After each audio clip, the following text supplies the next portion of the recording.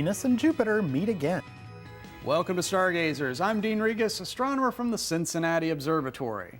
And I'm James Albury, director of the Kika Silva Pla Planetarium in Gainesville, Florida. Last summer, Venus and Jupiter lined up in such a way that they performed a super scoochie in the evening sky as viewed from Earth. Now, the official astronomical term for a planetary scoochie is a conjunction. And if you happen to be a fan of planetary conjunctions like James, you're going to be really happy on August 27th. That's right, Dean. Venus is back in the evening sky and it will have another super duper close rendezvous with Jupiter. This pairing will be so close that Jupiter and Venus will be less than a full moon width apart right after sunset. What are we talking about and how does it all work? Let's show you. As many of you know, the planets orbit the sun in nested ellipses. When we view the solar system from above, the planets look like runners on a racetrack with each planet in a different lane. Mercury being the closest planet to the sun, then Venus, then Earth, and then Mars, and so on.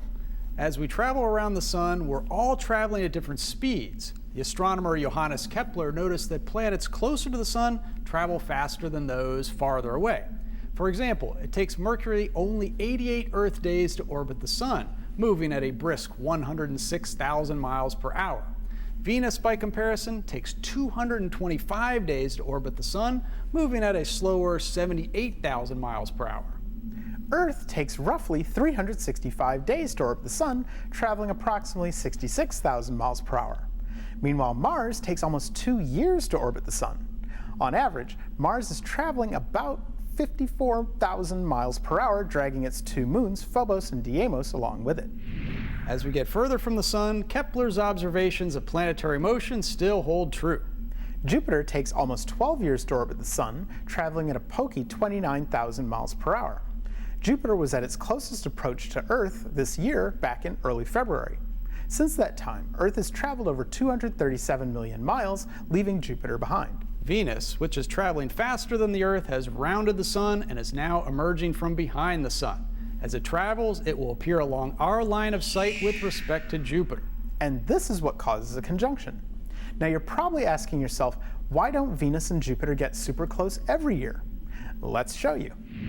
Not only are the orbits of planets nested ellipses, they're also inclined to each other. In other words, the orbits, although they appear flat, all vary in their tilt slightly.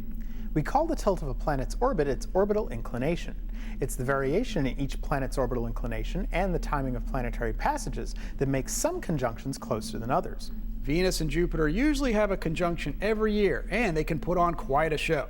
For example, in July 2012, Venus and Jupiter had a close conjunction in the constellation Taurus the Bull just before sunrise on July 15th. Then in May 2013, Venus and Jupiter had an even closer conjunction and were joined by Mercury on the evening of May 28th. Then in August 2014, Venus and Jupiter had an impressively close conjunction in the pre-dawn sky on August 18th. If you notice, there's a pattern here. Each year, we alternate between morning conjunctions and evening conjunctions. That's because every 9 months, Venus alternates between being on the eastern side of the sun, where it's visible just after sunset, and we call it the evening star. And then Venus passes the Earth, is caught in the glare of the sun for about a week, and then reappears on the western side of the sun, where it's visible before the sun rises. In this position, we call Venus the morning star. So, as you probably guessed, Venus is currently in its evening star position. And after sunset on August 27th, we'll experience one of the closest Venus-Jupiter conjunctions humans have seen in a long time. So, mark your calendars. And if you have clear skies, you can see it for yourself. Keep looking up.